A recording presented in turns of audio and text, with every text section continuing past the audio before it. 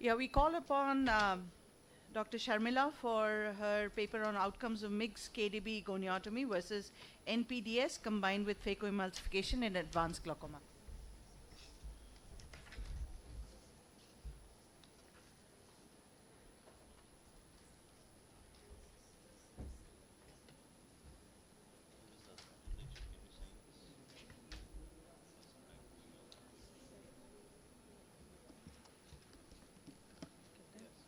Signatures and Can I start? Good morning, everyone. I'm going to be presenting the outcomes of mixed KDB versus NPDS phaco in eyes with advanced glaucoma. As we all know, the goal of any glaucoma surgery in general is to preserve the existing vision and to halt the disease progression.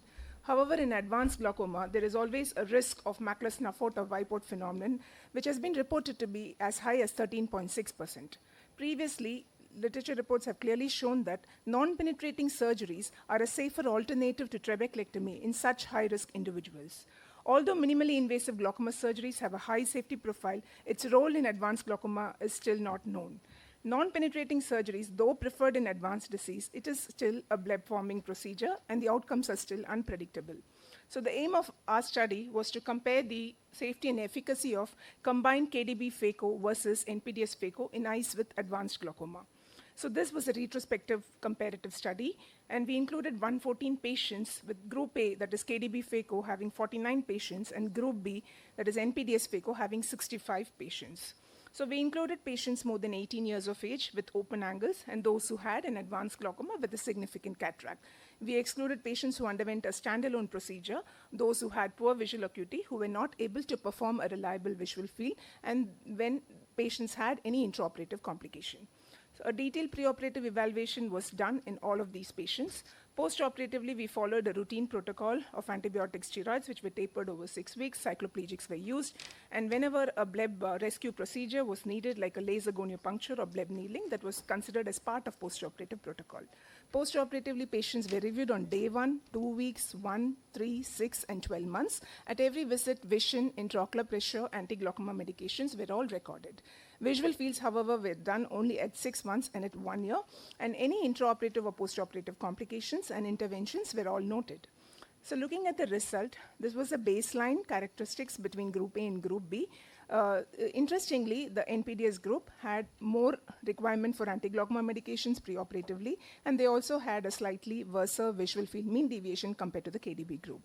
So looking at the primary outcomes, which was intraocular pressure reduction and the reduction in the number of anti-glaucoma medication, there was a significant reduction in intraocular pressure in both the groups. However, the KDB group had significantly greater number of patients, that is 50% of patients, not requiring any anti-glaucoma medications and had a better IOP control without medications compared to only 5% in the NPDS group. Looking at the secondary outcomes, because we were talking about patients with advanced glaucoma, so what is more concerned is stable visual acuity and visual fields. So both the groups had a significantly stable visual outcomes and visual fields. However, the baseline itself was really worse in the NPDS group, so that continued even in the postoperative visits. The success criteria based on criteria 1, which is intraocular pressure reduction of more than 30%, we had a complete success, which was seen in the KDB group with 50% not requiring AGM in all follow-up visits. However, only 5% of our patients in the NPDS group had not required any AGM. So based on the criteria 2, there was no big difference between the two groups, which was essentially based on visual field stability and visual acuity outcomes. This was a Kaplan-Meier survival analysis based on the criteria 2, which was similar. The interventions and complications were also mostly similar. However, there were 12 patients, that is 24% of our patients in the KDB group, which reported to have hyphema but did not require any surgical intervention for AC wash or anything like that. However, there were 3 patients in both the groups who required intervention in terms of diode or DRAB or RD to decrease the intraocular pressure. The results clearly showed that both the groups had similar intraocular pressure reduction in advanced glaucoma, maintaining a stable postoperative visual acuity in central fields. However, the KDB group had a greater reduction in the number of AGM, with 50% not requiring any medications compared to only 5% in the NPDS group. There was no major vision-threatening complications in both the groups, and similar need for any pressure-reducing surgery in both the groups. Compared previously to the previous studies, it was clearly shown that MIGS or phaco was safe in severe glaucoma. However, the resurgery rates was only 9.9% in MIGS phaco compared to 33% in patients who underwent a TRAB earlier.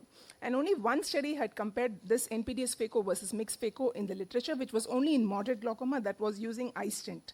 And in that study, they have shown that NPDS had better surgical outcome with more interventions. Our study also, we found that there were more number of interventions required in NPDS phaco in terms of goniopuncture and bleb needling. So the clinical relevance of this study is, it is a bleb-dependent procedure, definitely causes more IOP control. However, our results clearly showed that there was similar IOP reduction in both the groups, but KDB phaco had better complete success with 50% not requiring anti-glaucoma medications compared to only 5% in the NPDS group. The visual outcomes and the postoperative visual fields were stable in both the groups, and there was also no difference in terms of complications and loss of central vision. The strength of our study, this is the first study which was comparing these two, and it is done in advanced glaucoma. It is a retrospective study.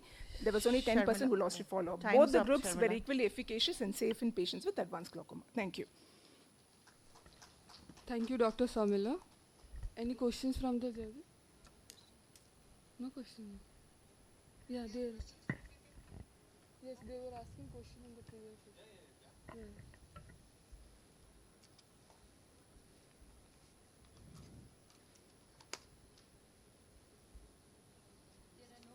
Okay, the next speaker is Dr. Aparna Rao, and she is going to speak on outcomes of phacogoniosynovitis with microincisional trabeculectomy.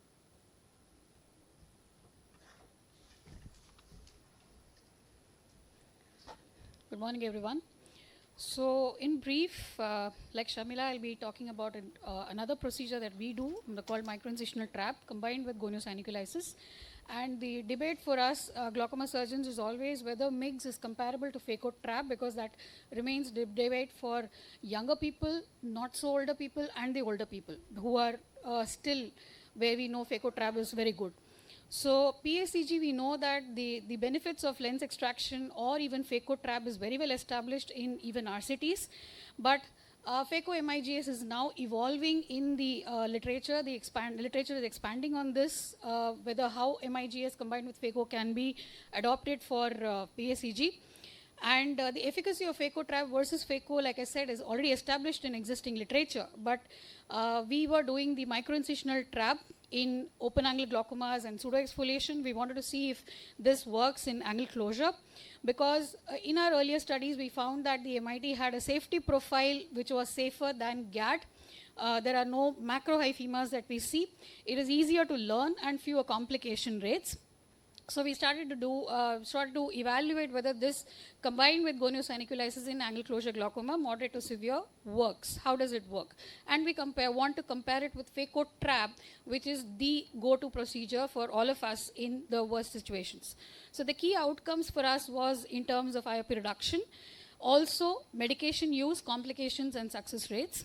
So the surgical procedure is quite simple, like we do for a GAT. We do a goniotomy, but before we do the goniotomy here, we take a cyclodialysis spatula, and after filling up the anterior chamber with viscoelastic, where we gently stroke the iris back and open up the angle, making sure there is no forceful push on the iris causing an iridodialysis, and that is why we use a flat cyclodialysis spatula, which works very good.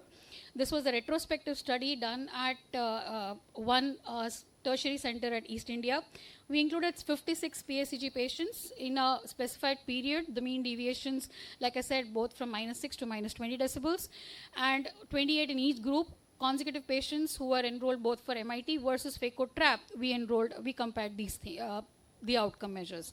The inclusion criteria were passed more than 180 degrees. The intraocular pressure, of course, not controlled on medications with optic nerve damage, visually significant cataract, and at least we have 1 year follow-up data. I'll not go into the details of the microincisional trap. Basically, after it is similar to what you do as an ab externo trap. We make 2 horizontal cuts like you do for an external trap, and then we make 2 vertical cuts, albeit at 3 to 5 clock hours, to then excise the trabecular meshwork completely in that delineated zone after doing the goniosynovitis and the phaco. So the success criteria were defined as follows. These are standard criteria, but we took the success criteria as less than 18 because several of them were close to minus 20 decibels, or we had more than 30% reduction without additional treatment. And we also analyzed the medication use, the best corrected visual acuity apart from the intraocular pressure changes. So we, like I said, we analyzed 56 eyes, 28 in each group, with a mean age of 52 and 6.3 years. What was the age or any of the other factors were not significantly different, even including the baseline IOPs. And even the mean deviation you can see is not very statistically significant between the two groups. Complications in terms of, I'll come to the IOP later, the complication wise, as expected, the phacotrab had higher rates of hypotony. In fact, retinal vein occlusions that immediately ensue if you have hypotony, not decompression retinopathy, and even suprachoroidal hemorrhage one eye. Whereas the MITs had transient hyphemas, one which required an anterior chamber washout. So macrohyphemas are not seen in MIT in this technique because we are not forcefully doing anything with the trabecular meshwork. We had transient hyphemas, but one case required an AC wash. Success rate wise, we had a higher complete success rate in MIT. Phacotrabs, the qualified success rate was higher. But what was interesting was the IOP, like Shamila said, the IOP reduction was similar between both the groups. It was at any time point. By Ian Saravicki, the success rate was 78% 24 months of follow-up, and complete was only 4.8. And there was significant IOP reduction and AGM, both eliminated cancer and protein suture GAT. And this is a phaco emulsification in GAT versus phaco alone in a PACG group. And there the success around 94% in a phaco GAT and 86.16% in a phaco. But the medication off only 75% off in a phaco GAT, only 42.1% medication off in a phaco group alone. And IFEMA and fibrin anterior chamber reactions are more common in a phaco GAT group. This is one outcome of a combined GAT and goniosynovitis in the PACG retrospective case series. And they found out that the mean overall post-op IOP in the 2 years was 15.1, and the pre-op post-op medications from 3.5 to 1.1. The most common complication is hyphema. The latest study by Lungi Fontanel about GAT in a PACG group, they have retrospective case, only 15 cases they had, and they had a IOP of pre-op very high, 30, and the post-op is 50, more than 50% reduction in the 1 year. And the complication rates are, and the complication rates are only hyphema, 10 and hyphema is complicated. Our study in the Indian population showed a significant reduction of IOP from 21.36 to 11.91 within 1 year, and significant reduction of AGM from 2.3 to 0.75, and good surgical rate of 87.1, complete success is the most stringent criteria. To conclude, a suture GAT phaco is a cost-effective minimally invasive glaucoma surgery, which is promising outcome with minimum complication in our Indian setup, Indian population with an primary angle glaucoma. Thank you.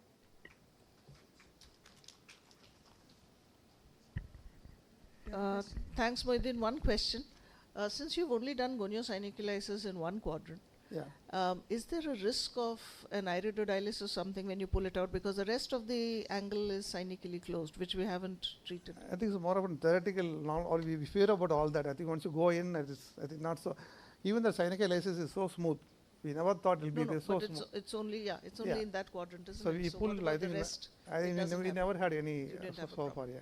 Yeah, I have a question. Yeah. You said you had steroid responders. Yeah. How do you explain the mechanism of steroid response in someone you've taken out the trabecular meshwork for 360 degrees? There are some cases where highly responded. For even person goes to 40, but we don't know what mechanism induces. But there are some cases. Yeah, but steroid acts on the trabecular meshwork to create a response. You've just taken it off. But all images has this problem of responders. Yeah, those MIGs have partial trabecular meshwork still available, but here you're taking it off completely. But some young patients have responders, we don't know why. Okay. And any secondary angle closures you've included? No. Only primary. Only primary. Okay. Yeah. So angle closure, PACG patients who open up post LPI, you didn't consider them? Even the synechiae is there. Only if synechiae is present? Yeah. Okay, that was not there in your inclusion criteria. Thank you. Dr. Arpit Gupta, is he there? Yes. He is going to speak on outcomes of Bang, KDB and Tanito in Indian eyes.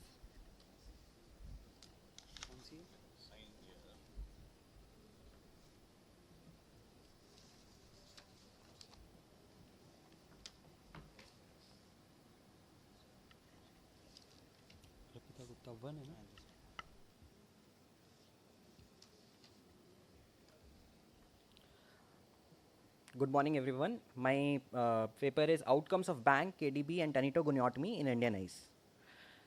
Glaucoma is a leading cause of irreversible blindness in the world. 76 million people in 2020 were suffering from this disease. This number is expected to rise to 112 million by 2040. In India alone, 12 million people are affected by this disease.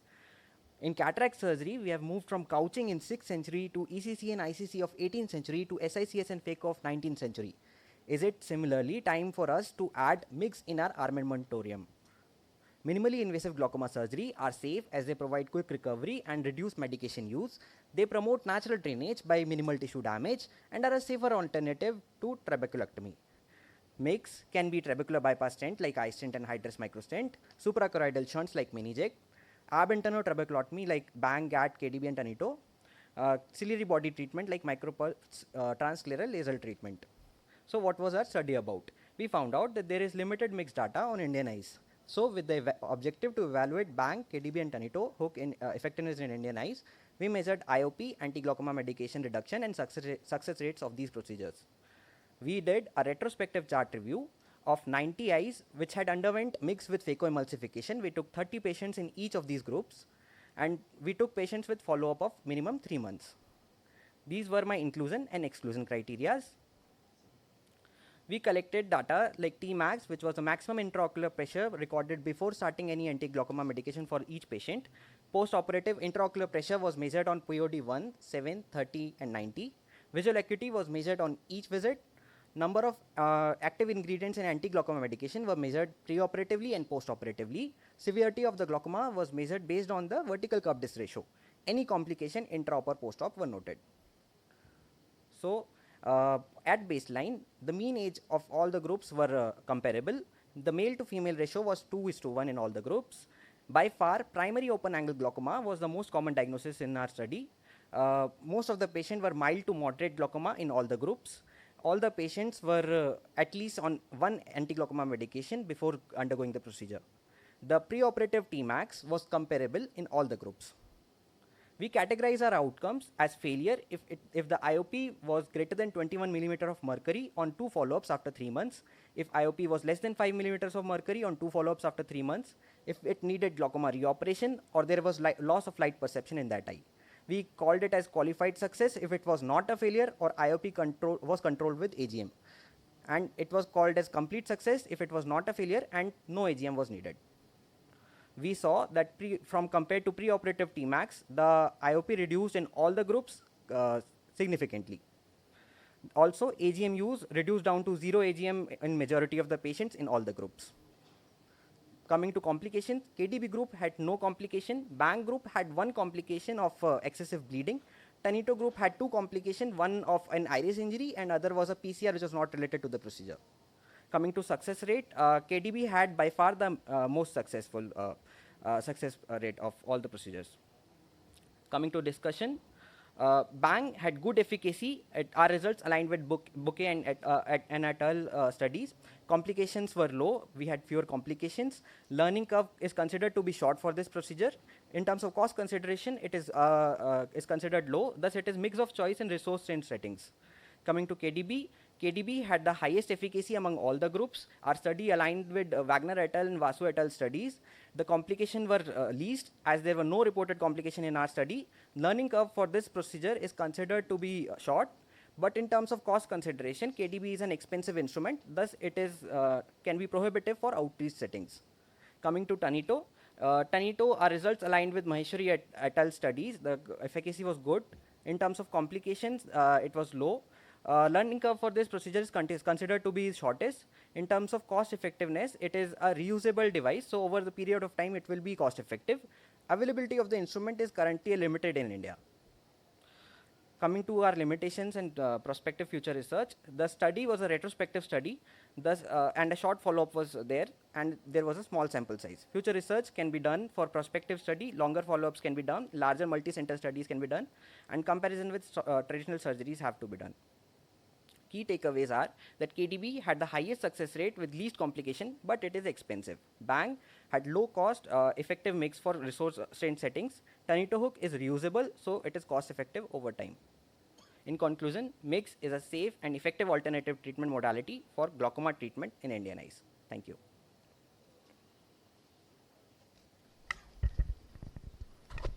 Thank you, Arpit. Good paper.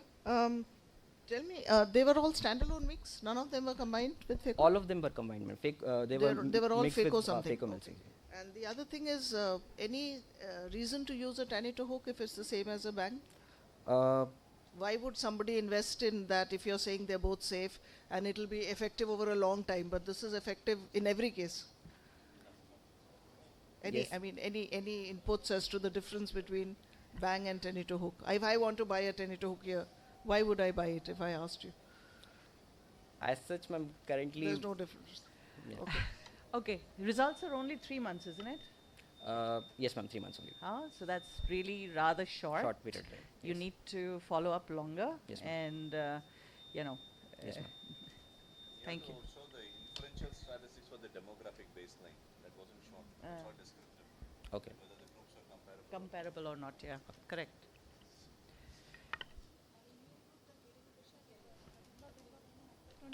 Okay, thank you, Dr. Gupta. Any Our complications next were not presenter- reported in the Okay, KDB. yes, okay, sorry.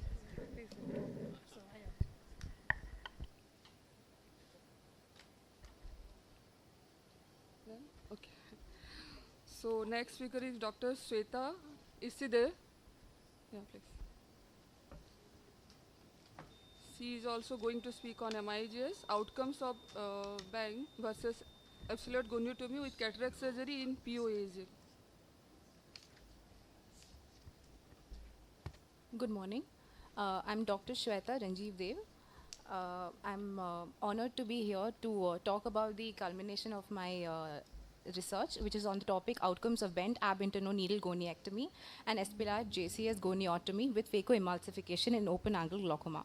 As we are well aware, the traditional landscape of glaucoma management has dramatically changed over the last decade, from the conventional trabeculectomy to minimally invasive glaucoma surgery, mainly for the mild to moderate cases of glaucoma. MIGS is a revolutionary new approach with a good safety profile, ab interno technique with minimal tissue damage. So my study has been done in the Department of Glaucoma, Arvind Eye Hospital, Tirunelveli. 23 eyes were taken in both the groups. It is a prospective interventional study. It was followed up for a period of 6 months. So the inclusion criteria involved patients of 40 to 70 years, mainly diagnosed with primary and secondary open angle glaucoma, with a pre-op intraocular pressure of more than 21 mmHg, with a mean deviation of less than 12 decibels were taken. Some of the pivotal studies which were done previously, done by Ms. Maheshwari et al., is the comparison of microhook trabeculotomy with phacoemulsification or phacoemulsification alone in patients with mild to moderate open angle glaucoma. In this study, the microhook trabeculotomy with phacoemulsification group had a higher mean fall of intraocular pressure with a higher fall of reduction of need of AGMs from 0.6 to 0.2. Another important study was done by Shebani et al., mainly on the outcomes of bent ab interno needle goniectomy with phacoemulsification or phacoemulsification alone. Again, showed a 73% success with reduction of intraocular pressure as well as a fall in AGM use. Gilman et al. Also was another study which has done meta-analysis on the various MIGS techniques. As we know, BANG is being performed all over India. Espilat JCS goniotomy is a novel new technique developed by Dr. Alexandro Espilat in December 2022. It has no antecedent studies done in India. There are only few studies which compares different types of MIGS techniques.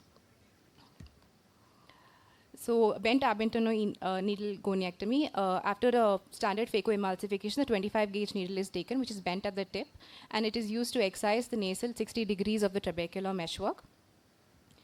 Espelard JCS goniotom. This is a special new instrument with which has a V-shaped tip. The distal end is used to make a trapdoor entry into the trabecular meshwork, while the proximal end is a shelving, less sharp, blunt tip, which is used to delicately press and bulldoze the trabecular meshwork without causing much of trauma to the trabecular meshwork and opening the Schlemm's canal.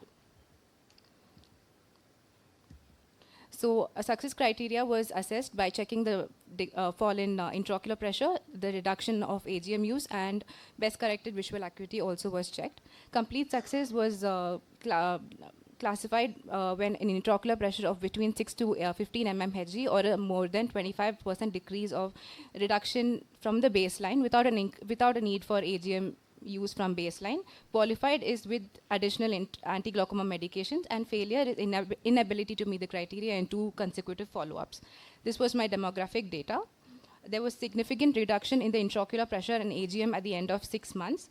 The average number of AGMs dropped from 0.3 to 1.7 in case of Bang, and from 0.13 to 0 at the follow-up of 6 months. And there was a higher mean percentage of intraocular pressure reduction in the Espelard group as compared to the Bang group. Comparing the AGM between the 2 groups, there was a steady decline of AGM use at each post-op visit, which is at day 1, week 2, 1, 3, and 6 months. And there was a statistically significant decrease in AGM at the month of 6. Best corrected visual acuity also decreased between the groups at each post-operative visit. However, there was no statistical significance between the groups. A complete success of 100% was achieved in 1 month. At 3 months, 85.7%, and 95.2% was achieved. 85 in Bang group, Espelard group 95%, and in month 6, 81% of complete success in Bang and 85% in Espelard group. Kaplan-Meier chart survival plot was done, and both the groups were almost the same. Complications, there were, however, a higher complication rate was observed in Bang group with 3 cases with iritis and microhyphema, 4 cases of microhyphema in Bang, but in Espelard there was just 1 case with microhyphema. All were managed conservatively. So basically both the groups had equivocal response with reduction of intraocular pressure. The AGM load significantly reduced in the Espelard group as compared to the Bang group. It is a less traumatic way of an MIGS technique when compared to a bent ab interno needle goniectomy.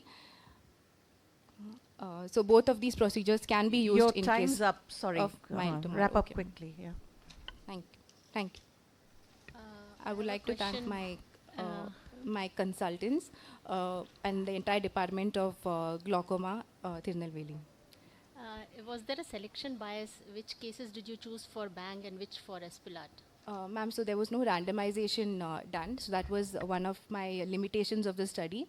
We had just selected patients, 23 patients in either group with mild to moderate glaucoma, open angle. In one of the groups, the number of AGM was 0.13. Yes. Less than 1. Less. So why did you do surgery for that patient, for those patients? 0.13 means some of them were not even on medication. Yes, ma'am. But they had a mean deviation of less than 12, minus 12. Mild to moderate.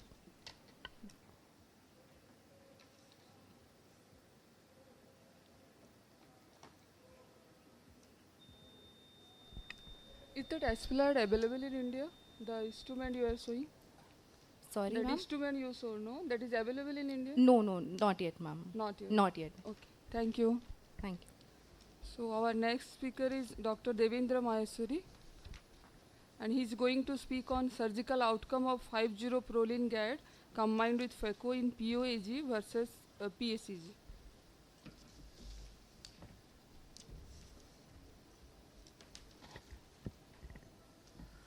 So, good morning, respected judges. Today I'm going to talk about the comparative study of surgical outcome of hyperproline GAT with phaco in POAG versus PSEG. No financial disclosure. As all we know, PSEG is considered challenging compared to POAG and higher rate of blindness due to PSEG. More often, surgical treatment is the trabeculectomy as a gold standard. However, it is associated with vision-threatening complications. Introduction of MIGS has the array of options, strengthen the armamentarium of the surgical management of glaucoma. Although the safety of GAT in POAG is well established, while in the PSAG are limited. So this is how our trend has been changed in our hospital. We totally changed to MIGS. So coming to the rationale of a study, the persistent iodotropical contact, progress of past damage and trabecular mesh work and Williams canal, thereby providing the good rationale for doing GAT and PSEG. Literature is limited in GAT and PSEG, and there is no study comparing the POAG versus PSEG. So aim of our study to compare the surgical outcome of GAT phaco in POAG versus PSEG. So study design is a prospective, comparative, interventional study. Then 180 eyes are included, 90 in each group, POAG and PSEG, and data were collected at 2 weeks, 1 month, 3 months, 6 months, and 12 months.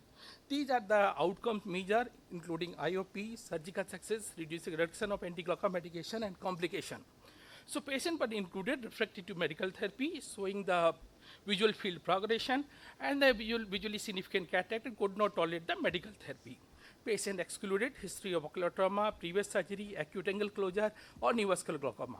This is the short video how we did in the GSL, in some cases, not in all cases. So after doing the synecholysis, we can make this small goniotomy, and after we doing the goniotomy, tip has been, especially angle closure, we have to measure how much length you want, and blend the tip, and do the procedure as seen by my previous speaker. And then coming to result, the Stata 17 was used to assess the statistical analysis, and this study size, sample size calculation at the precision of power of 90%. Coming to success criteria, complete success criteria had the IOP more than 5 and IOP less than 21, 18 and 15 mmHg, and qualified success if needed the anti-glaucoma medication. Failure considered if the success requiring any additional surgery or didn't meet the above criteria. So these are the demographic almost similar into all the group, including CDR, mean deviation, IOP, and AGM. Looking for the IOP control almost similar into the both group, and PSEG and POAG, it was 13 at the end of 12 months, while the 12 from the 20 into the POAG group. Looking for the IOP reduction is 35% in PSEG and 38 in the POAG group. Looking for the, again, the medical AGM reduction is almost similar into the both group. P value is at the end, the P value is non-significant. Looking, most beautiful part is there at the end of 1 month. If you look for the patient become medicine free, is 93% POAG and 91% in the PSC group. This is also comparable, and these results are comparable throughout the follow-up period of the 12 months. They almost similar. Coming to the success in PSEG group, 85, 81, and 67 into the criteria 1, 2, 3, and similar to the 91, 84, and 72 in the POAG group. Looking at the Kaplan-Meier survival analysis, it shows if we use the all stringent criteria, also less than 15%, 18 and 21 is almost similar into the both group. So complication is almost like we have the IP spike, microhypema, macrohypema, AC was almost similar.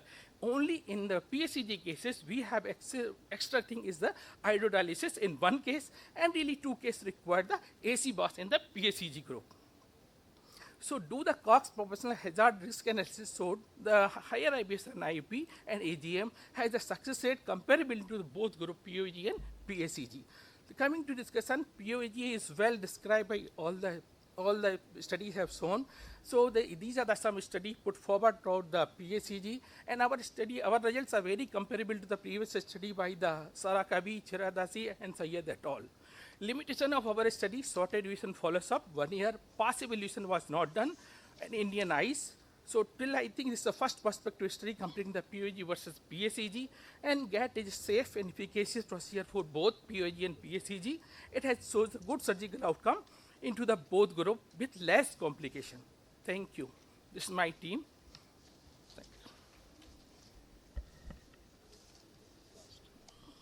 you. Okay, thank you, Dr. Maheshwari.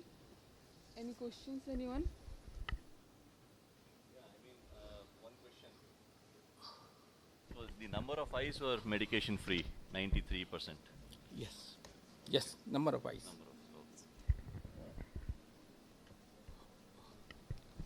Then thank you. Next speaker is Dr. Rinkle Goyal.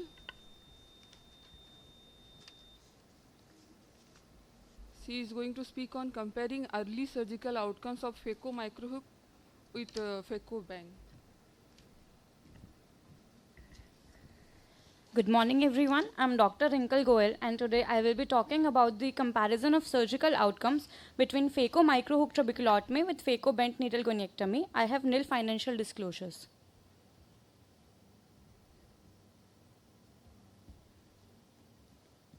Oh, PPT is not moving.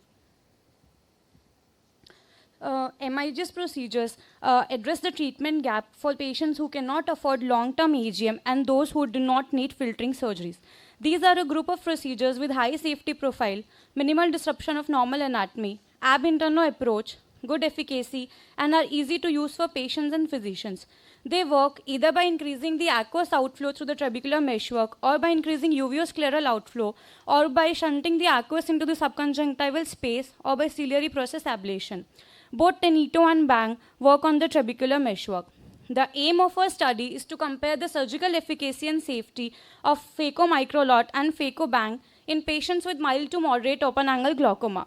Our objectives are to compare the IOP reduction and decrease in the number of anti-glaucoma medication, to assess the complications, interventions, and the visual acuity.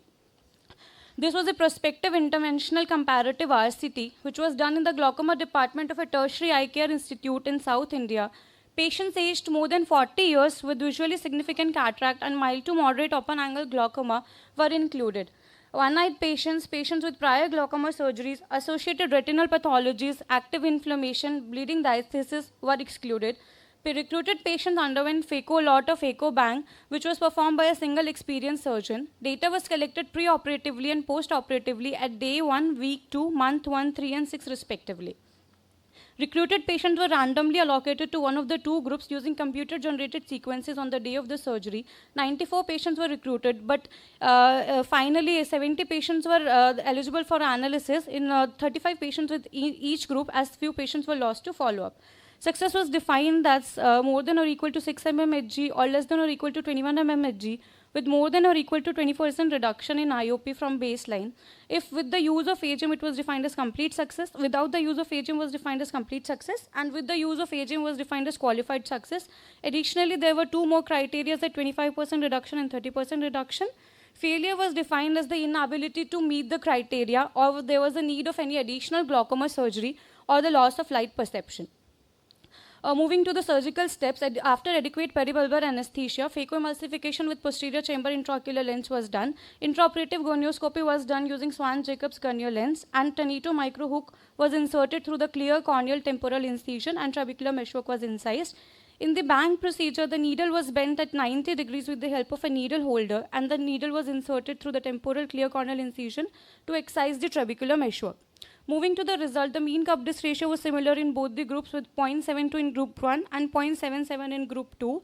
And the average mean deviation on HFA was minus 5.06 and 7.23 in group 1 and group 2 respectively. The major diagnosis in both groups was primary open-angle glaucoma, and the male-female ratio was similar in both the groups. There was a significant IOP reduction in both the groups at each visit, with IOP decreased from 24.6 to 11.4 in group 1 and 23.2 to 11.4 in group 2. But there was no statistical significant difference at any visit in both the groups at any visit.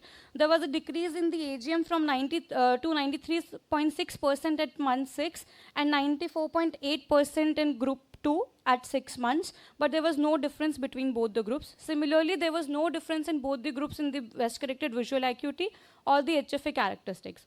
Moving to the complications, the most common complication noted in both the groups was microhyphema, which was 28.6% in group 1 and 20% in group 2. Macrohyphema was noted in the group 1, that is phaco lot, for which 2 patients had to undergo resurgery, but there were no major intraoperative complications. Moving to the success criteria, there was no cases of failure according to criteria 1. According to criteria 2, there were 2.8% cases of failure in both the groups, and according to criteria 3, there were 2.8% cases of failure in group 1 and 11.4% cases of failure in group 2. Both the procedures are very economical, as the bang is made from a standard hypodermic 25 gauge needle, which is readily available, while the micro hook is micro hook can be reused after sterilization. There have been multiple articles in the eyes supporting bang and Tanito. So the strength of my study is that the literature in these techniques in Indian population is limited, and to the best of our knowledge, this is the direct study comparing the two procedures. The weakness is the small sample size and the shorter follow-up period. To conclude, both these procedures have a good safety profile with favorable success rate. These are my references. Thank you. Thank you, Dr. Goyal. Any questions from anyone? You told that literature is very less in this study when Tanito is not available in India, I think, till now. So from where we'll get the literature for this study in Indian population, isn't it? Yes. Yeah, okay, thank you. So our next speaker is Dr. Nimrita.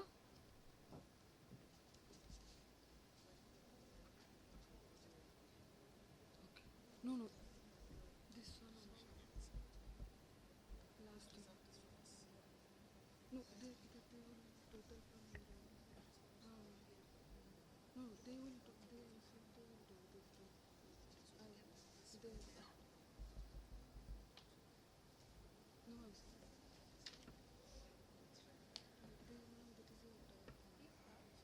It is not playing, ma'am. 1 minute.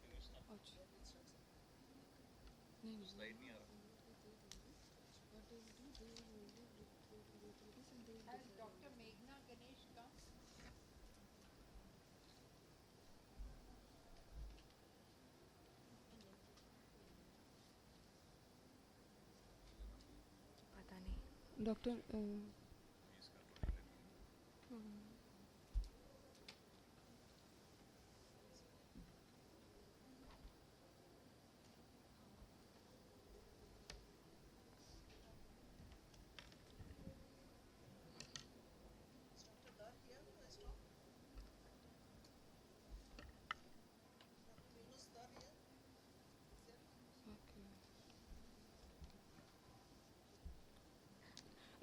Good morning, everyone. My topic for paper presentation is comparison of surgical outcomes of GAT combined with phaco in mild, moderate, and severe open-angle glaucoma. I have no financial disclosure. The diagnosis of primary open-angle glaucoma remains really challenging, as the early stages of disease are usually not symptomatic. The trabeculectomy is considered the gold standard treatment, but it is often associated with vision-threatening complication. Recently, minimally invasive glaucoma surgery has drawn more attention due to its conjunctival sparing, good safety profile, and quick recovery. We have seen the promising outcomes for mild to moderate glaucoma, but the literature is limited on advanced glaucoma. The aim of our study was to assess the surgical outcomes of GAT combined with phaco in POAG based on severity. This was a prospective interventional study. GAT phaco was done in 265 eyes, mild moderate eyes were 144 eyes, and severe included 121 eyes. Written and informed consent was taken. POAG was diagnosed in the presence of open angle on gonioscopy with pre-treatment IOP greater than 21 with optic nerve head damage. HFA using CETA standard 24-2 and 10-2 was done in all patients, and patients were stratified into mild, moderate, and severe glaucoma. Data were collected at 2 weeks, 1, 3, 6, and 12 months. Outcome measures were in terms of IOP, AGM, BCVA, complication, and surgical success. Inclusion criteria included patients who were refractory to medical therapy, showing signs of glaucoma severity on visual field testing, could not tolerate medical therapy, and visually significant cataract. Patients with prior history of ocular trauma or surgery, patients with angle closure and secondary open angle glaucoma, neovascular glaucoma, and on anticoagulant treatment were not included. After routine phacoemulsification, the phyproline suture was blunted using low temperature cautery, then nasally 2 mm goniotomy incision was given. Then the suture was threaded along the Schlem's canal and 360-degree trabeculectomy was completed. Coming to results, this was a statistical analysis. The sample size was calculated with a 5% level of significance, and the estimated sample size per group was calculated 121 eyes. The success criteria was defined as follows.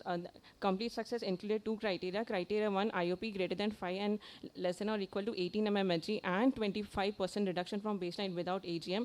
Criteria 2, IOP greater than 5 and less than or equal to 15 and 30% reduction from baseline without AGM. Qualified success was defined achieving success with AGM, and failure were defined who were not met the criteria for success or requiring any additional glaucoma surgery. These are the demographic characteristics, and the baseline IOP in mild to moderate group was 20.4 mmHg, and in severe it was 21.46 mmHg. In mild to moderate group, the IOP reduced from 20.40 mmHg to 12.44 mmHg, and in severe it reduced from 21.46 to 12.49 mmHg. There was 31.7% and 38.5% IOP reduction in mild, moderate, and severe group by the end of 12 months. Coming to AGM, in mild moderate, it reduced from 1.35 to 0.08, and in advanced from 2 to 0.13. At the end of 12 months, 92.3% and 89% were medication free in both the groups.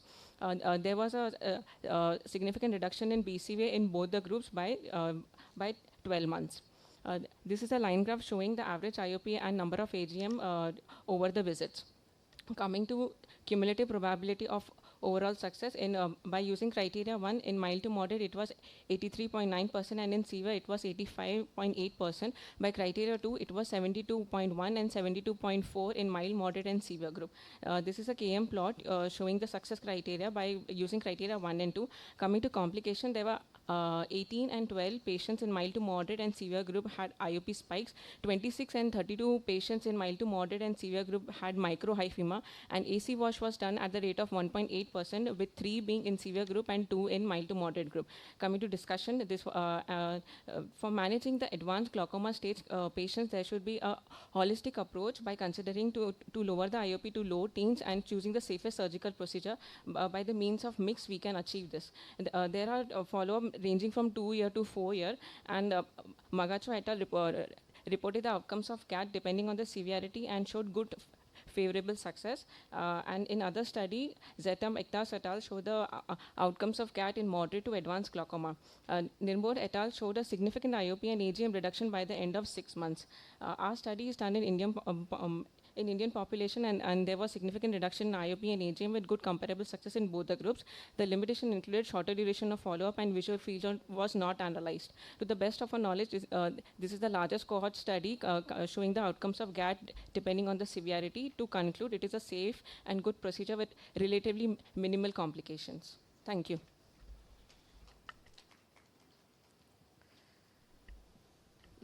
Thank you, Dr. Nimrita. Any question, anyone? Were all the surgeries done by the same surgeon?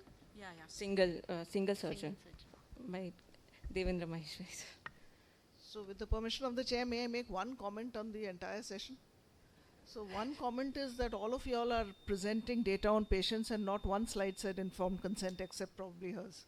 So you have to have informed consent when you're talking of that. None of you have ethical clearance. So when you're in the academic world, you have to have ethics. So none of you had a slide on ethics. And third, none of you had a slide on financial disclosures. So you had one? Okay. Nobody else had.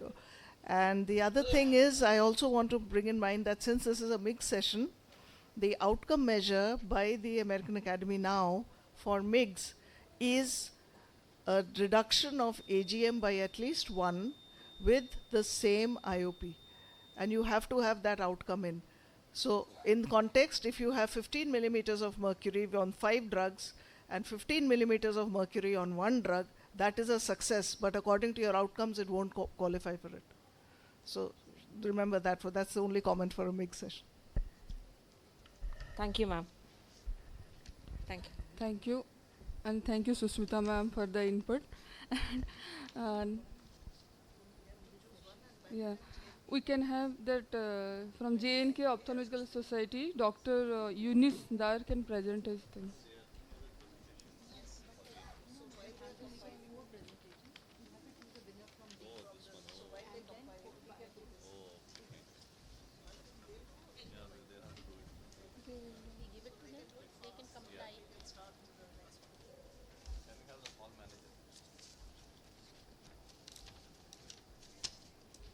Very good afternoon to all of you. I am Dr. Yunus. The title of my topic is pseudoexfoliation. Look what else we found. In other words, these are the systemic manifestations of pseudoexfoliation syndrome and pseudoexfoliation glaucoma. Pseudoexfoliation syndrome is a complex age-related multisystem disorder of extracellular matrix leading to overproduction and accumulation of pseudoexfoliative material in both ocular and visceral organs. Most common identifiable cause of open angle glaucoma worldwide. Open and closed angle glaucoma cataract with zonular instability increases systemic risk of cardiovascular and cerebrovascular disorders. More common in old age groups, 60s and 70s. It can be unilateral, bilateral with no sex predilection. There is geographical distribution patterns most prevalent in Scandinavian countries and in Kashmiri population. About 40% of patients with pseudoexfoliation will develop glaucoma, and 20 to 25% of open angle glaucoma patients worldwide have pseudoexfoliation syndrome. Pseudoexfoliation syndrome in India, based on population-based rate, is ranged from 3.8 to 6%, while its prevalence in Kashmir is reported to be about 7% in multiple studies. And in another study in South Kashmir, we screened 3,000 patients in which it was found that pseudoexfoliation was prevalent in 9.5% of the population. There is paradoxically higher incidence and prevalence of pseudoexfoliation in Kashmiri population. Higher prevalence in this population implies higher risk of associated systemic complications. This study aims to improve the understanding and outcome of patients with pseudoexfoliation. Preventive measures can be taken to reduce overall burden of ocular and systemic manifestations. Pseudoexfoliation inherited microfibrillopathy with transcribing growth factor beta 1 oxidative stress and impaired cellular protection are the key pathogenic factors. Polymorphism in the coding region of lysyl oxidase like 1 protein gene. This is the diagrammatic representation showing pathogenesis of pseudoexfoliation. Risk factors are in the form of hypoxia, ultraviolet exposure, smoking, higher altitude, lower ambient temperatures, decreased level of antioxidants, higher foliate intake, and increased coffee consumption. Exfoliated material is seen in other tissues such as heart, lungs, liver, kidney, gallbladder. There are different systemic manifestations in the form of vascular coronary artery disease, hypertension, angina, abdominal aortic aneurysm, renal artery stenosis, peripheral vascular disease, cerebrovascular disease in the form of transient ischemic attacks and strokes, sensory hearing loss, Alzheimer's like dementia, pelvic organ prolapse, and indirect inguinal hernia. There are different clinical features in corneal flakes of exfoliative material and pigment epithelium, corneal endothelium, changes in endothelial cell size and shape, and decrease in cell density, corneal endotheliopathy in pseudoexfoliation. Not only cornea is involved, there is zonular instability, phacodonesis is there, capsule is involved. This is typical double ring sign of pseudoexfoliation. This is pseudoexfoliation along the pupillary margin. This is cornea guttata or pseudoexfoliation endotheliopathy. In aim of our study is to assess systemic manifestation in patients with pseudoexfoliation glaucoma. Objectives: to analyze association with vascular comorbidities including peripheral arterial disease, ischemic heart disease, cardiovascular disease, aortic aneurysm, and hypertension. To determine the prevalence of sensory hearing loss in pseudoexfoliation syndrome and pseudoexfoliation glaucoma patients using pure tone audiometry. To evaluate peripheral arterial disease using ankle brachial index and lower limb Doppler ultrasound. It was prospective observation cross-section study carried over a duration of 1 year in our college from June 2020 to June 2024. After proper approval from ethical committee and review board approval was taken. A total of 200 patients were included, divided in 3 groups. Group A, 50 patients with pseudoexfoliation syndrome, 50 patients with pseudoexfoliation glaucoma, and 100 age and sex measured controls without clinical features of pseudoexfoliation. Inclusion criteria was age more than 50 years, presence of pseudoexfoliative material on ciliary limb examination. Pseudoexfoliation glaucoma defined as pseudoexfoliation syndrome with glaucomatous optic neuropathy, raised IOP, and visual field defects. Exclusion criteria included history of ocular trauma or intraocular surgeries, presence of glaucoma not attributable to pseudoexfoliation syndrome, known autoimmune or connective tissue disorders, long-term use of corticosteroids. And ophthalmic examination was done using visual acuity, cilium examination, IP measure, gonioscopy, dilated fundus examination, and visual field testing. And proper systemic evaluation in the form of to rule out hypertension, diabetes, ischemic heart disease, aortic aneurysm, cerebrovascular and peripheral arterial disease. Pivotal audiometry was done to assess sensory nerve hearing loss and ankle brachial index to screen for peripheral arterial disease. Relevant investigation includes serum homocysteine levels, lipid profile measurements, ECG and echocardiography. Ultrasound Doppler of the anterior tibial artery, dorsalis pedicenti and their distal branches was done. Statistical analysis was done, then results. Mean age in the pseudo-exposition syndrome group was 74 years and pseudo-exposition glaucoma was 72.9 years and p-value was 0.02. This difference was statistically significant, underscoring the known age-related nature of pseudo-exposition syndrome. This also supports prior epidemiological findings that prevalence of pseudo-exposition glaucoma increases with advancing age. These are the systemic associations. Though hypertension was slightly higher in pseudo-exposition group, but this was not statistically significant. And prevalence of diabetes, it was equal in all the groups, showing no association in our study. While there was a notable difference in ischemic heart disease, the difference was statistically significant, indicating a potential association between pseudo-exposition syndrome and coronary artery disease. Aortic aneurysm was statistically significant in pseudo-exposition syndrome and pseudo-exposition glaucoma group compared to control group. And this difference was statistically significant, suggesting a clear association between pseudo-exposition syndrome and vascular structural abnormalities. Excuse me, Dr. Dar, you can conclude. Your time is up, actually. Yes, ma'am. This is the diagrammatic representation of all these associations with pseudo-exposition syndrome and pseudo-exposition glaucoma. Peripheral arterial disease, we did Doppler ultrasounds and ABI findings. In Doppler ultrasound, we did all these 4 parameters: intermedial thickening, plaque presence, loss of triphase, monophase and reduced flow velocity. And all these were significantly higher in pseudo-exposition syndrome group and pseudo-exposition glaucoma group compared to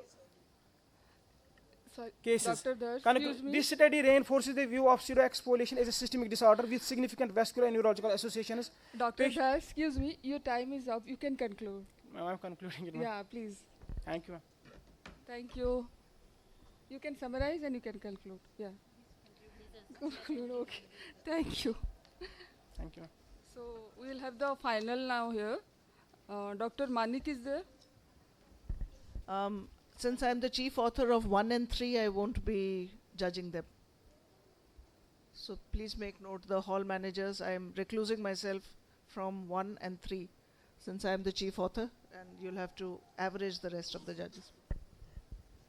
Okay, Dr. Abhik is there and Dr. Anchal is there. Okay.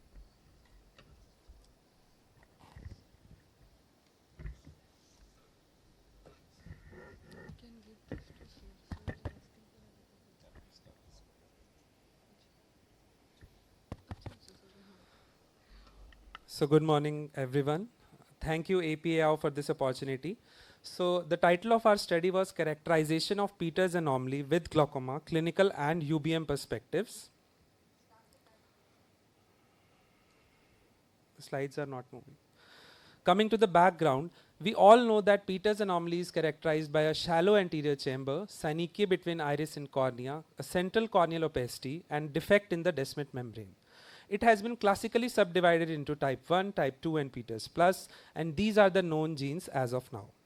UBM is a high-frequency ultrasound which visualizes anterior segment in these opaque corneas.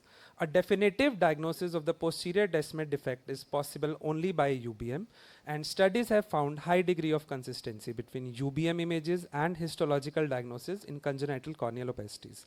So our research question was, what is the clinical profile of Peters anomaly, and is there a prognostic value of UBM characteristics at presentation?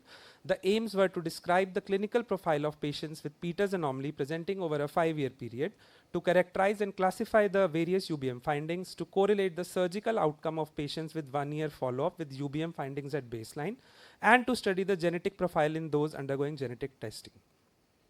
Ours was a retrospective cohort study over a 5-year period.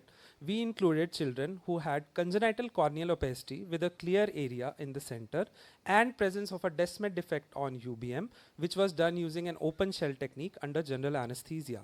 The following data was collected, and the glaucoma outcome at 1 year was graded as good, fair, and poor, depending on the glaucoma control. Coming to the outcome measures, we studied the demography and clinical features of Peters anomaly, UBM patterns of Peters anomaly, and correlation of clinical and UBM pattern at baseline to the surgical outcome at 1 year. Coming to the results, so over a period of 5 years, we had 32 eyes of 21 children of Peters anomaly with glaucoma, with mean age of presentation being 1.31 months and the mean follow-up duration being 33 months. Overall, 10 patients had unilateral disease and 11 had bilateral disease. The male to female ratio was almost equal. So over a period of 5 years in Peters anomaly, we noticed 4 distinct UBM patterns. So type A was only a Descemet defect, where there was a Descemet defect present only.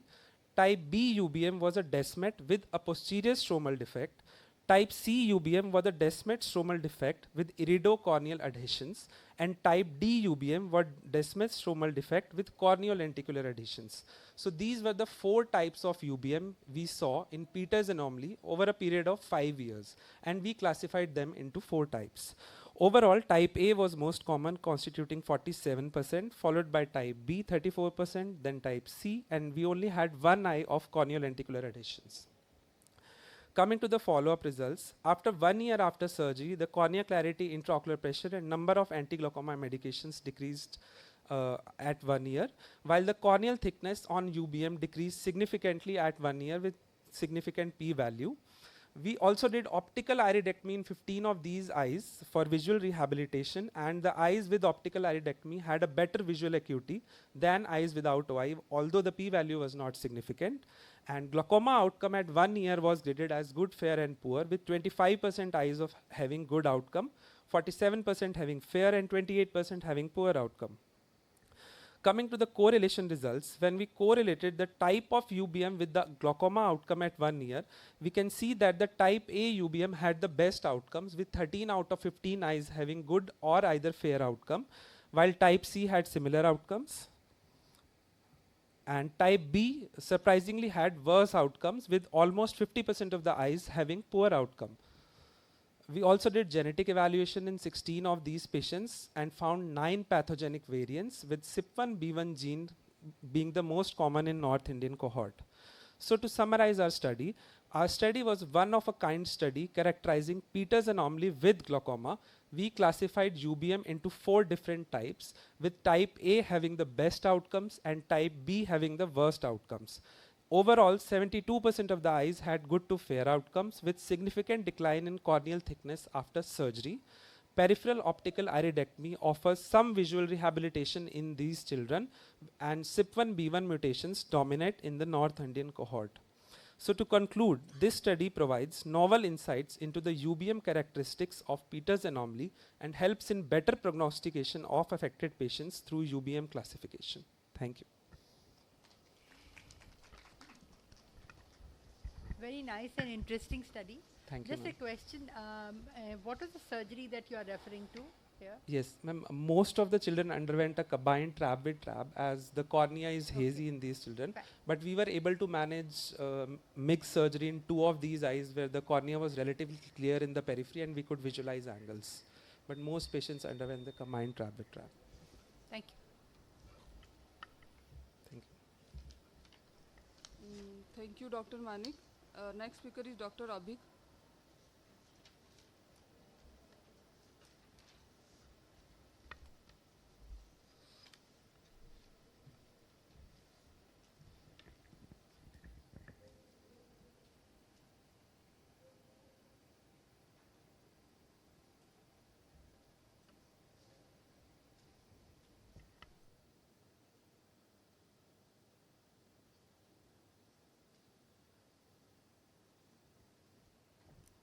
This is the one. Back.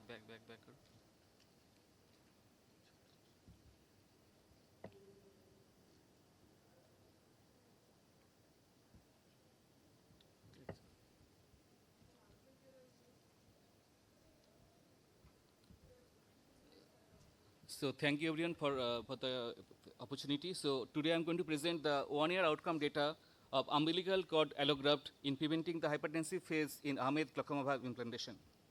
So when the trap fails, we all think about whether to restart the medications once again, or to plan for repeat trap with MMC at a different quadrant, or to plan AGB, and sometimes if it fails, can I go for a TSCBC? So we all know the indications for the implant surgeries. All the difficult glaucomas, the failed traps, the neovascular glaucomas are the indications where you do the GDDs. It has evolved from 1906 on the older implants to the recent advancement in the techniques like the Ahmed clear path or the Paul implants. So hypotony post-implant surgery is very critical, and it also progresses to different stages in the different implants like the valve and non-valve implants. So challenges in the valve implant is that after the initial transient hypotensive phase, we get to see a hypertensive phase which is defined by IOP of more than 21 in the first 3 months after the surgery, with a 10 cystic bleb and a raised IOP. It is sometimes analogous to the tenon cyst of trabeculectomy, when you get to see a 10 cystic bleb, and the incidence is quite high as 60 to 80% in the literature. So different risk factors are postulated, but the problem is that we are again back to square one, meaning that we again need to restart medications, and a significant amount of these particular patients also will migrate to failure. So just to present one short case, a 10-year-old girl with right eye Sturge-Weber syndromes presented with severe glaucoma, and after the first AGB, she had a refractory hypertensive phase, putting us to go for a second AGB. Then also we face the same problem, the hypertensive phase happened. And both implants are in place, but the IOP was not coming under control, so ultimately going for a TSCBC. So the management of hypertensive phase, we have extensive evidence in the literature of numerous techniques, but none is as of like with a long-term efficacy except the postoperative prophylactic medications and bleb excision. So the prophylactic medications, the aqueous suppressants, act as a medical ligature. So if the IOP is just crossing the early teens, you can start the medications, and it is proven to be effective in reducing the incidence of hypertensive phase and also reducing the height of the hypertensive phase. The AGV slicing is also described by Dr. Sirisha from Hyderabad, and it is in vitro studies being published, but in vivo studies are underway.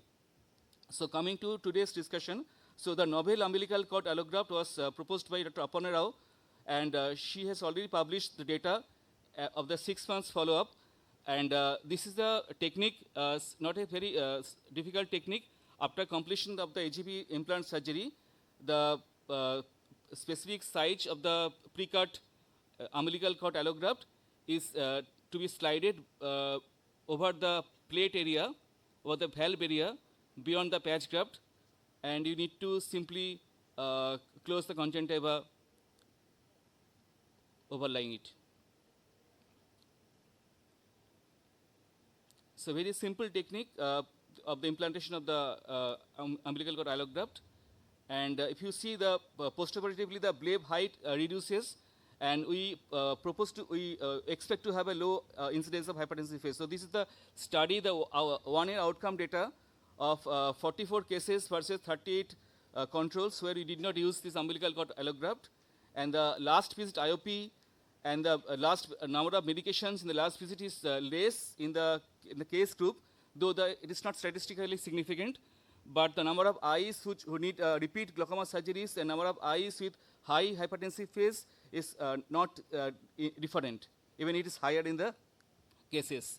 So the Kaplan-Meier survival curve also shows that the eyes with the particular allograft didn't score over the eyes without the allograft. So we can say that this particular intervention in the long run does not hope to be that much effective, but since this is the only addition that can be effective after the anti-glaucoma medications use, so I think we can still have time to go. So to conclude, the road after the implant surgery is not always smooth. There will be ups and downs, so you need to keep driving. Thank you, Dr. Roy, for that interesting study. The question is, how did you decide whom to put the allograft and whom not to? So that study that we have I just described, so in the first till middle of 2021, So didn't have the allograft. So all those eyes, the 38 eyes I have taken, so that was without the allograft. And after the allograft came into market, it is commercially available. So the rest of the patients we have been using. And how do you propose it would have worked? It didn't work, but how did you think it would have worked? The fact that you put it on the plate, I would think it would induce a little more fibrosis because it's not. So it is like anti-angiogenic and anti-fibrotic properties of the umbilical cord. All right. So it is being extensively used in the ocular, the skin burns. Yes. Okay. So we hope that it might help. Okay. Great. Thanks. Thank you, Dr. Avik. Our last speaker is Dr. Anchal.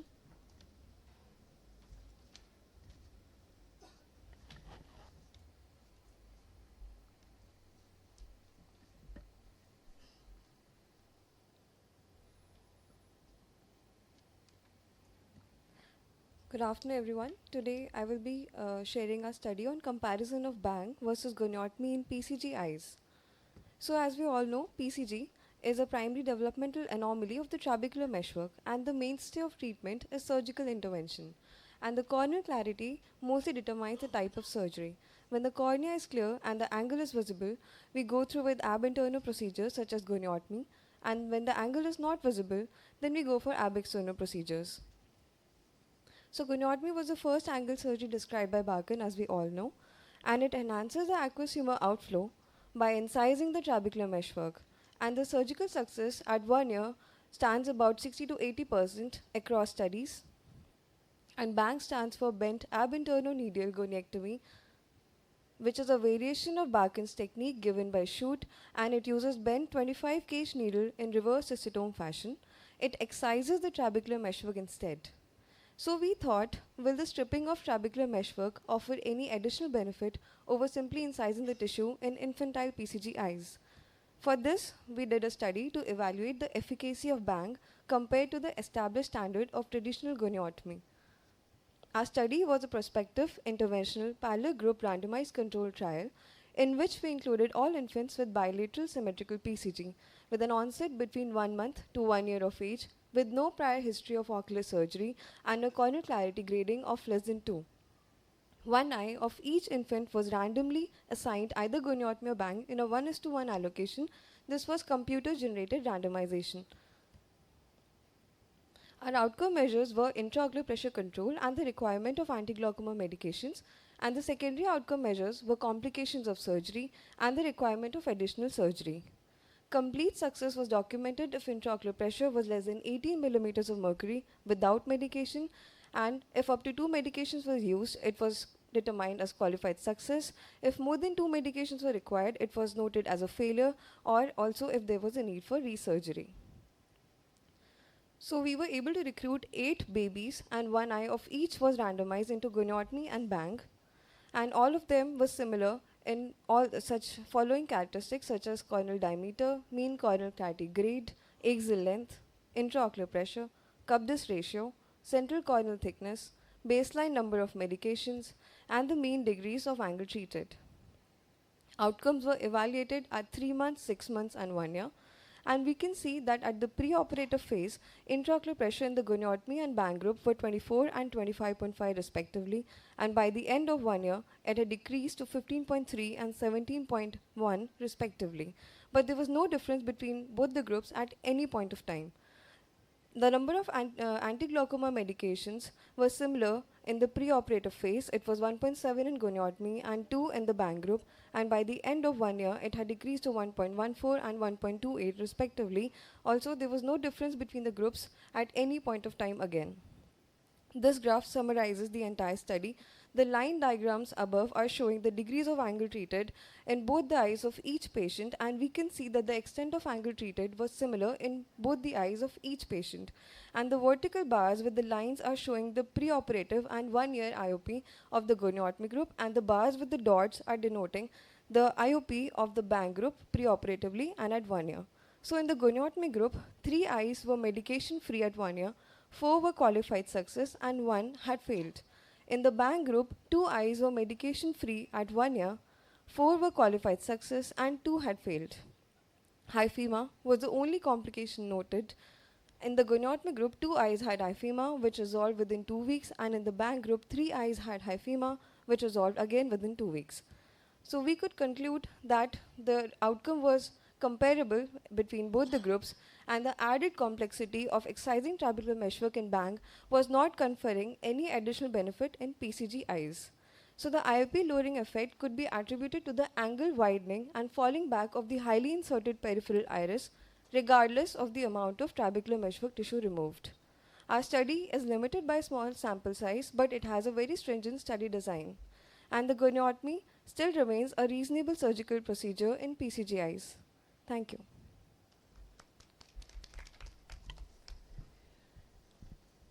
Hi. Lovely paper. Of course, it's Thank you been so much, published sir. as well. Yes, ma'am. I have one question. How often do you do EUAs to capture complications of procedures like this for Ma'am, babies? a standard 2 to 3 month follow-up EUA is done in all because we have to remove the suture. No, I anyways. want week 1, week 2. What do you do? Give me the protocol. Okay, ma'am. So there's a POD1 follow-up in which Okay. we note on a torchlight, if the baby is very small, then we have to do a torchlight examination. Yeah. We look for hyphema, Yeah. we look for corneal clarity if it is improved clinically, and we monitor the IOP on eye care rebound tonometry. Okay. And if there is any other complication such as very low IOP, then we may go ahead with the ultrasound. We may plan for an ultrasound for posterior segment evaluation on the coming next week follow-up. Okay. And then we have a POD5 follow-up in which we repeat the same procedure, and in case of doubt we go through with an ultrasound. And then at 1 month we have another follow-up in which we plan for a PAC and a repeat EUA for the next visit. So the first EUA after surgery is 1 month? 2 months. 2 months? 2 months. 2 to 3 So months. is there a chance that you're under-reporting complications? Ma'am, hyphema is visible clinically. May not be visible clinically. Okay, ma'am. On But then torchlight? yes, On ma'am. torchlight? On torchlight. Yeah, may not be visible. But then, ma'am, it might be so less, then it's going to resolve only if it's not visible and the IOP is all right. Okay. Thank you. Thank you, ma'am. Yes, sir. All were clarity grade 2 or lesser. Thank you, sir. Okay, thank you. Thank you, Dr. Anchal. With that, we came to the end of this session, and result will be announced by the scientific committee during the, I think, annual inauguration phase, I think, or prize distribution ceremony. यहाँ पे लिखा है वो। यहाँ पे लिखा है। Photograph, and plus we have to send this back to them quickly. That's given in the instructions. Ends up here. Hall in charges are here. Hall in charges, please.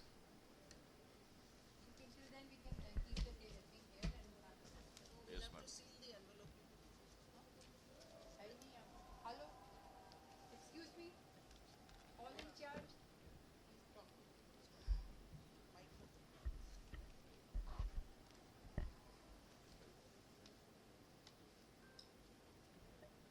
Can you be quick, please? Hall in charge. All in charge, please come.